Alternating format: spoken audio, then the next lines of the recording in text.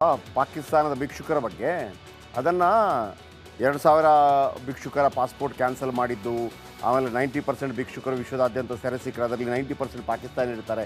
ಇದು ನಾನು ಹೇಳಿದ್ದಲ್ಲ, ಇದು ಪಾಕ್ನ ವಿದೇಶಾಂಗ ಇಲಾಖೆ ಕಾರ್ಯದರ್ಶಿ ಜುಲ್ಫಿಕರ್ ಹೈದರ್ ಹೇಳಿದಂಥ ಮಾತು.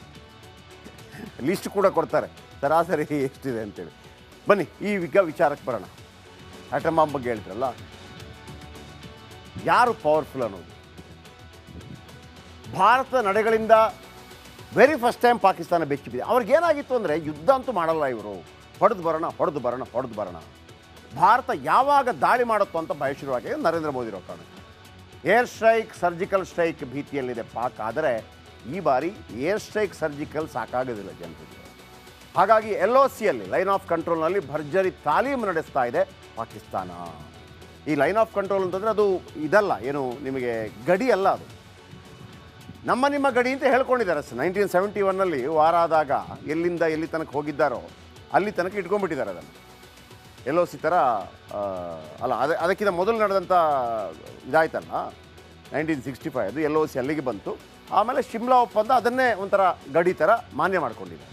ಭಾರತ ಗಡಿಯಲ್ಲಿ ಶಸ್ತ್ರಾಸ್ತ್ರ ಸೇನಾ ಬಲ ಹೆಚ್ಚಳ ಮಾಡಿದೆ ಭಾರತ. ಪರಮಾಣು ಬಾಂಬ್ ಹಾಕ್ತೀವಿ ಅಂತ ಭಾರತಕ್ಕೆ ಬೆದರಿಕೆಯನ್ನು ಹಾಕಿದೆ ಪಾಕಿಸ್ತಾನ. ಪಹಲ್ಗಾಮ್ ಬಳಿ ದಾಳಿ ಬಗ್ಗೆ ತನಿಖೆ ನಡೆಸಂತೆ ಪಾಕಿಸ್ತಾನ, ಅವರು ತನಿಖೆ ಮಾಡ್ತಾರಂತೆ. ಇದರ ಮಧ್ಯೆ ಸ್ಫೋಟಕ್ಕೆ ಹೇಳಿಕೆ ನೀಡಿದ ಅಬ್ದುಲ್ ಬಾಸಿತ್, ನಿವೃತ್ತ ಪಾಕಿಸ್ತಾನಿ ರಾಜತಾಂತ್ರಿಕ ಅಬ್ದುಲ್ ಬಾಸಿತ್ ಒಂದು ಮಾತನ್ನು ಹೇಳ್ತಾರೆ. ಭಾರತ ಹೇಗೆ ದಾಳಿ ಮಾಡಬಹುದು ಅಂತ ಅಬ್ದುಲ್ ಹೇಳ್ತಾರೆ. ಈ ಬಾರಿ ಪಕ್ಕಾ ಭಾರತ ದಾಳಿ ಮಾಡೇ ಮಾಡುತ್ತೆ. ಯಾಕಂದರೆ 2016ರಲ್ಲಿ ಉರಿಯಲ್ಲಿ ಭೀಕರ ದಾಳಿ ನಡೆಸಿದ್ದ ಉಗ್ರರು, ದಾಳಿ ನಡೆದ 8-9 ದಿನದಲ್ಲೇ ಭಾರತದಿಂದ ಸರ್ಜಿಕಲ್ ಸ್ಟ್ರೈಕ್ ಆಗುತ್ತೆ. ಭಾರತದಿಂದ 8ರಿಂದ 10-12 ದಿನದಲ್ಲಿ ಪಕ್ಕಾ ದಾಳಿ ಆಗುತ್ತೆ ಅಂತೇಳಿ ಅವರೇ ಹೇಳ್ತಾ ಇದ್ದಾರೆ. ಏಪ್ರಿಲ್ 22ರಂದು ಪಹಲ್ಗಾಮ್ನಲ್ಲಿ ದಾಳಿ ನಡೆದಿತ್ತು. ಹಾಗಾಗಿ ಭಾರತ ಮೇ 4 ಅಥವಾ 5ನೇ ತಾರೀಕಿನಂದು ದಾಳಿ ಮಾಡುತ್ತೆ ಅಂತೇಳಿ ಒಂದು ರೀತಿಯಲ್ಲಿ ಭವಿಷ್ಯ ನುಡಿದಿದೆ. ನಾನೊಂದು ಮಾತಾಡ್ತಾ ಇದ್ನಲ್ವಾ ಪಾಕಿಸ್ತಾನದ ಭಿಕ್ಷುಕರ ಬಗ್ಗೆ, ಅದನ್ನು 2000 ಭಿಕ್ಷುಕರ ಪಾಸ್ಪೋರ್ಟ್ ಕ್ಯಾನ್ಸಲ್ ಮಾಡಿದ್ದು, ಆಮೇಲೆ 90% ಭಿಕ್ಷುಕರು ವಿಶ್ವದಾದ್ಯಂತ ಸೆರೆ ಸಿಕ್ಕರು, ಅದರಲ್ಲಿ 90% ಪಾಕಿಸ್ತಾನ ಇರ್ತಾರೆ. ಇದು ನಾನು ಹೇಳಿದ್ದಲ್ಲ, ಇದು ಪಾಕ್ನ ವಿದೇಶಾಂಗ ಇಲಾಖೆ ಕಾರ್ಯದರ್ಶಿ ಜುಲ್ಫಿಕರ್ ಹೈದರ್ ಹೇಳಿದಂಥ ಮಾತು. ಲಿಸ್ಟ್ ಕೂಡ ಕೊಡ್ತಾರೆ ಸರಾಸರಿ ಎಷ್ಟಿದೆ ಅಂತೇಳಿ. ಬನ್ನಿ ಈಗ ವಿಚಾರಕ್ಕೆ ಬರೋಣ. ಆಟಮ್ ಬಾಂಬ್ ಬಗ್ಗೆ ಹೇಳ್ತಾರಲ್ಲ, ಯಾರು ಪವರ್ಫುಲ್ ಅನ್ನೋದು. ಭಾರತ ನಡೆಗಳಿಂದ ವೆರಿ ಫಸ್ಟ್ ಟೈಮ್ ಪಾಕಿಸ್ತಾನ ಬೆಚ್ಚಿಬಿದೆ. ಅವ್ರಿಗೇನಾಗಿತ್ತು ಅಂದರೆ, ಯುದ್ಧ ಅಂತೂ ಮಾಡಲ್ಲ ಇವರು, ಹೊಡೆದು ಬರೋಣ. ಭಾರತ ಯಾವಾಗ ದಾಳಿ ಮಾಡುತ್ತೋ ಅಂತ ಭಯ ಶುರುವಾಗಿದೆ. ನರೇಂದ್ರ ಮೋದಿ ಇರೋ ಕಾರಣ ಏರ್ ಸ್ಟ್ರೈಕ್, ಸರ್ಜಿಕಲ್ ಸ್ಟ್ರೈಕ್ ಭೀತಿಯಲ್ಲಿದೆ ಪಾಕ್. ಆದರೆ ಈ ಬಾರಿ ಏರ್ ಸ್ಟ್ರೈಕ್, ಸರ್ಜಿಕಲ್ ಸಾಕಾಗೋದಿಲ್ಲ ಜನರಿಗೆ. ಹಾಗಾಗಿ LOCಯಲ್ಲಿ ಲೈನ್ ಆಫ್ ಕಂಟ್ರೋಲ್ನಲ್ಲಿ ಭರ್ಜರಿ ತಾಲೀಮು ನಡೆಸ್ತಾ ಇದೆ ಪಾಕಿಸ್ತಾನ. ಈ ಲೈನ್ ಆಫ್ ಕಂಟ್ರೋಲ್ ಅಂತಂದರೆ ಅದು ಇದಲ್ಲ, ಏನು ನಿಮಗೆ ಗಡಿ ಅಲ್ಲ, ಅದು ನಿಮ್ಮ ಗಡಿ ಅಂತ ಹೇಳ್ಕೊಂಡಿದ್ದಾರೆ. 1971ನಲ್ಲಿ ವಾರ ಆದಾಗ ಎಲ್ಲಿಂದ ಎಲ್ಲಿ ತನಕ ಹೋಗಿದ್ದಾರೋ ಅಲ್ಲಿ ತನಕ ಇಟ್ಕೊಂಡ್ಬಿಟ್ಟಿದ್ದಾರೆ ಅದನ್ನು. LOC ಥರ ಅಲ್ಲ, ಅದಕ್ಕಿಂತ ಮೊದಲು ನಡೆದಂಥ ಇದಾಯ್ತಲ್ಲ 1965, ಅದು LOC ಅಲ್ಲಿಗೆ ಬಂತು. ಆಮೇಲೆ ಶಿಮ್ಲಾ ಒಪ್ಪಂದ ಅದನ್ನೇ ಒಂಥರ ಗಡಿ ಥರ ಮಾನ್ಯ ಮಾಡಿಕೊಂಡಿದೆ. ಭಾರತ ಗಡಿಯಲ್ಲಿ ಶಸ್ತ್ರಾಸ್ತ್ರ ಸೇನಾ ಬಲ ಹೆಚ್ಚಳ ಮಾಡಿದೆ ಭಾರತ. ಪರಮಾಣು ಬಾಂಬ್ ಹಾಕ್ತೀವಿ ಅಂತ ಭಾರತಕ್ಕೆ ಬೆದರಿಕೆಯನ್ನು ಹಾಕಿದೆ ಪಾಕಿಸ್ತಾನ. ಪಹಲ್ಗಾಮ್ ಬಳಿ ದಾಳಿ ಬಗ್ಗೆ ತನಿಖೆ ನಡೆಸಂತೆ ಪಾಕಿಸ್ತಾನ, ಅವರು ತನಿಖೆ ಮಾಡ್ತಾರಂತೆ. ಇದರ ಮಧ್ಯೆ ಸ್ಫೋಟಕ್ಕೆ ಹೇಳಿಕೆ ನೀಡಿದ ಅಬ್ದುಲ್ ಬಾಸಿತ್, ನಿವೃತ್ತ ಪಾಕಿಸ್ತಾನಿ ರಾಜತಾಂತ್ರಿಕ ಅಬ್ದುಲ್ ಬಾಸಿತ್ ಒಂದು ಮಾತನ್ನು ಹೇಳ್ತಾರೆ. ಭಾರತ ಹೇಗೆ ದಾಳಿ ಮಾಡಬಹುದು ಅಂತ ಅಬ್ದುಲ್ ಹೇಳ್ತಾರೆ. ಈ ಬಾರಿ ಪಕ್ಕಾ ಭಾರತ ದಾಳಿ ಮಾಡೇ ಮಾಡುತ್ತೆ. ಯಾಕಂದರೆ 2016ರಲ್ಲಿ ಉರಿಯಲ್ಲಿ ಭೀಕರ ದಾಳಿ ನಡೆಸಿದ್ದ ಉಗ್ರರು, ದಾಳಿ ನಡೆದ 8-9 ದಿನದಲ್ಲೇ ಭಾರತದಿಂದ ಸರ್ಜಿಕಲ್ ಸ್ಟ್ರೈಕ್ ಆಗುತ್ತೆ. ಭಾರತದಿಂದ 8ರಿಂದ 10-12 ದಿನದಲ್ಲಿ ಪಕ್ಕಾ ದಾಳಿ ಆಗುತ್ತೆ ಅಂತೇಳಿ ಅವರೇ ಹೇಳ್ತಾ ಇದ್ದಾರೆ.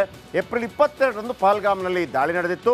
ಹಾಗಾಗಿ ಭಾರತ ಮೇ 4 ಅಥವಾ 5ನೇ ತಾರೀಕಿನಂದು ದಾಳಿ ಮಾಡುತ್ತೆ ಅಂತೇಳಿ ಒಂದು ರೀತಿಯಲ್ಲಿ ಭವಿಷ್ಯ ನುಡಿದಿದ್ದಾರೆ. ನಾನೊಂದು ಮಾತಾಡ್ತಾ ಇದ್ನಲ್ವಾ ಪಾಕಿಸ್ತಾನದ ಭಿಕ್ಷುಕರ ಬಗ್ಗೆ, ಅದನ್ನು 2000 ಭಿಕ್ಷುಕರ ಪಾಸ್ಪೋರ್ಟ್ ಕ್ಯಾನ್ಸಲ್ ಮಾಡಿದ್ದು, ಆಮೇಲೆ 90% ಭಿಕ್ಷುಕರು ವಿಶ್ವದಾದ್ಯಂತ ಸೆರೆ ಸಿಕ್ಕರು, ಅದರಲ್ಲಿ 90% ಪಾಕಿಸ್ತಾನ ಇರ್ತಾರೆ. ಇದು ನಾನು ಹೇಳಿದ್ದಲ್ಲ, ಇದು ಪಾಕ್ನ ವಿದೇಶಾಂಗ ಇಲಾಖೆ ಕಾರ್ಯದರ್ಶಿ ಜುಲ್ಫಿಕರ್ ಹೈದರ್ ಹೇಳಿದಂಥ ಮಾತು.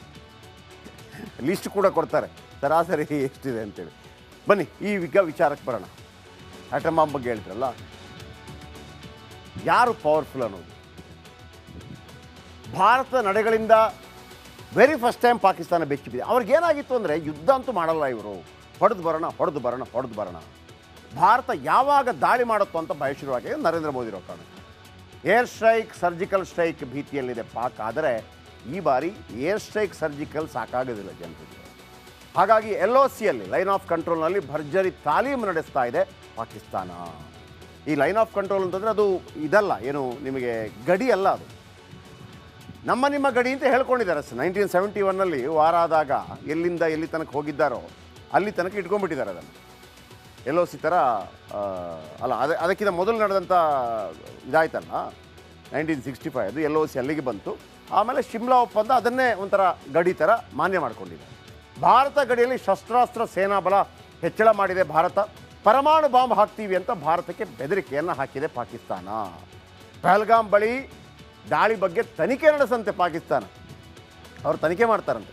ಇದರ ಮಧ್ಯೆ ಸ್ಫೋಟಕ್ಕೆ ಹೇಳಿಕೆ ನೀಡಿದ ಅಬ್ದುಲ್ ಬಾಸಿತ್, ನಿವೃತ್ತ ಪಾಕಿಸ್ತಾನಿ ರಾಜತಾಂತ್ರಿಕ ಅಬ್ದುಲ್ ಬಾಸಿತ್ ಒಂದು ಮಾತನ್ನು ಹೇಳ್ತಾರೆ. ಭಾರತ ಹೇಗೆ ದಾಳಿ ಮಾಡಬಹುದು ಅಂತ ಅಬ್ದುಲ್ ಹೇಳ್ತಾರೆ. ಈ ಬಾರಿ ಪಕ್ಕಾ ಭಾರತ ದಾಳಿ ಮಾಡೇ ಮಾಡುತ್ತೆ. ಯಾಕಂದರೆ 2016ರಲ್ಲಿ ಉರಿಯಲ್ಲಿ ಭೀಕರ ದಾಳಿ ನಡೆಸಿದ್ದ ಉಗ್ರರು, ದಾಳಿ ನಡೆದ 8-9 ದಿನದಲ್ಲೇ ಭಾರತದಿಂದ ಸರ್ಜಿಕಲ್ ಸ್ಟ್ರೈಕ್ ಆಗುತ್ತೆ. ಭಾರತದಿಂದ 8ರಿಂದ 10-12 ದಿನದಲ್ಲಿ ಪಕ್ಕಾ ದಾಳಿ ಆಗುತ್ತೆ ಅಂತೇಳಿ ಅವರೇ ಹೇಳ್ತಾ ಇದ್ದಾರೆ. ಏಪ್ರಿಲ್ 22ರಂದು ಪಹಲ್ಗಾಮ್ನಲ್ಲಿ ನಾನೊಂದು ಮಾತು ಹೇಳ್ತಾ ಇದ್ನಲ್ವಾ ಪಾಕಿಸ್ತಾನದ ಭಿಕ್ಷುಕರ ಬಗ್ಗೆ, ಅದನ್ನು 2000 ಭಿಕ್ಷುಕರ ಪಾಸ್ಪೋರ್ಟ್ ಕ್ಯಾನ್ಸಲ್ ಮಾಡಿದ್ದು, ಆಮೇಲೆ 90% ಭಿಕ್ಷುಕರು ವಿಶ್ವದಾದ್ಯಂತ ಸೆರೆ ಸಿಕ್ಕರು, ಅದರಲ್ಲಿ 90% ಪಾಕಿಸ್ತಾನ ಇರ್ತಾರೆ. ಇದು ನಾನು ಹೇಳಿದ್ದಲ್ಲ, ಇದು ಪಾಕ್ನ ವಿದೇಶಾಂಗ ಇಲಾಖೆ ಕಾರ್ಯದರ್ಶಿ ಜುಲ್ಫಿಕರ್ ಹೈದರ್ ಹೇಳಿದಂಥ ಮಾತು. ಲಿಸ್ಟ್ ಕೂಡ ಕೊಡ್ತಾರೆ ಸರಾಸರಿ ಎಷ್ಟಿದೆ ಅಂತೇಳಿ. ಬನ್ನಿ ಈಗ ವಿಚಾರಕ್ಕೆ ಬರೋಣ. ಆಟಮ್ ಬಾಂಬ್ ಬಗ್ಗೆ ಹೇಳ್ತಾರಲ್ಲ, ಯಾರು ಪವರ್ಫುಲ್ ಅನ್ನೋದು. ಭಾರತದ ನಡೆಗಳಿಂದ ವೆರಿ ಫಸ್ಟ್ ಟೈಮ್ ಪಾಕಿಸ್ತಾನ ಬೆಚ್ಚಿ ಬಿದ್ದಿದೆ. ಅವ್ರಿಗೇನಾಗಿತ್ತು ಅಂದರೆ ಯುದ್ಧ ಅಂತೂ ಮಾಡಲ್ಲ ಇವರು, ಹೊಡೆದು ಬರೋಣ ಹೊಡೆದು ಬರೋಣ ಹೊಡೆದು ಬರೋಣ. ಭಾರತ ಯಾವಾಗ ದಾಳಿ ಮಾಡುತ್ತೋ ಅಂತ ಭಯ ಶುರುವಾಗಿದೆ ನರೇಂದ್ರ ಮೋದಿ ಇರೋ ಕಾರಣ. ಏರ್ ಸ್ಟ್ರೈಕ್, ಸರ್ಜಿಕಲ್ ಸ್ಟ್ರೈಕ್ ಭೀತಿಯಲ್ಲಿದೆ ಪಾಕ್. ಆದರೆ ಈ ಬಾರಿ ಏರ್ ಸ್ಟ್ರೈಕ್, ಸರ್ಜಿಕಲ್ ಸಾಕಾಗೋದಿಲ್ಲ ಜನರಿಗೆ.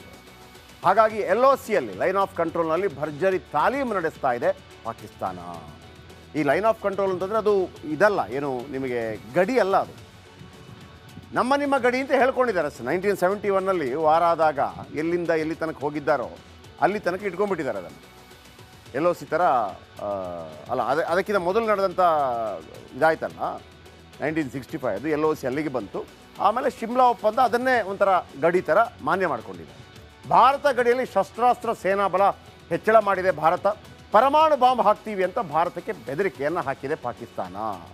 ಪಹಲ್ಗಾಮ್ ಬಳಿ ದಾಳಿ ಬಗ್ಗೆ ತನಿಖೆ ನಡೆಸಂತೆ ಪಾಕಿಸ್ತಾನ, ಅವರು ತನಿಖೆ ಮಾಡ್ತಾರಂತೆ.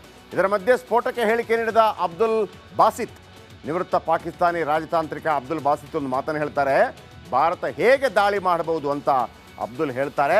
ಈ ಬಾರಿ ಪಕ್ಕಾ ಭಾರತ ದಾಳಿ ಮಾಡೇ ಮಾಡುತ್ತೆ. ಯಾಕಂದರೆ 2016ರಲ್ಲಿ ಉರಿಯಲ್ಲಿ ಭೀಕರ ದಾಳಿ ನಡೆಸಿದ್ದ ಉಗ್ರರು, ದಾಳಿ ನಡೆದ 8-9 ದಿನದಲ್ಲೇ ಭಾರತದಿಂದ ಸರ್ಜಿಕಲ್ ಸ್ಟ್ರೈಕ್ ಆಗುತ್ತೆ. ಭಾರತದಿಂದ 8ರಿಂದ 10-12 ದಿನದಲ್ಲಿ ಪಕ್ಕಾ ದಾಳಿ ಆಗುತ್ತೆ ಅಂತೇಳಿ ಅವರೇ ಹೇಳ್ತಾ ಇದ್ದಾರೆ. ಏಪ್ರಿಲ್ 22ರಂದು ಪಹಲ್ಗಾಮ್ನಲ್ಲಿ ದಾಳಿ ನಡೆದಿತ್ತು. ಹಾಗಾಗಿ ಭಾರತ ಮೇ 4 ಅಥವಾ 5ನೇ ತಾರೀಕಿನಂದು ದಾಳಿ ಮಾಡುತ್ತೆ ಅಂತೇಳಿ ಒಂದು ರೀತಿಯಲ್ಲಿ ಭವಿಷ್ಯ